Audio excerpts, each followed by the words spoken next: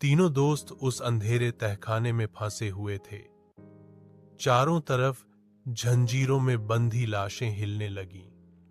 उनकी आंखें लाल लाल चमक रही थीं, जैसे किसी ने उनमें जान डाल दी हो। अजय ने कांपते हुए कहा, ये सब जिंदा हो रही हैं। अचानक उन लाशों ने एक साथ चीखना शुरू कर दिया। वो चीख इतनी भयानक थी कि दीवारें तक कांप उठीं।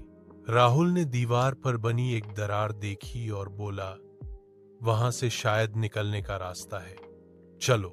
तीनों उस दरार की तरफ भागने लगे, लेकिन तभी वो औरत उनके सामने आकर खड़ी हो गई।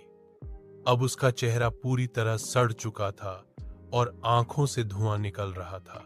वो ठंडी आवाज में बोली, तुम जितना भागोगे उतना गहरे इस मकान में धंसते जाओगे। इतना कहते ही तहखाने की जमीन फट गई और उसमें से काले पानी की झील दिखाई देने लगी।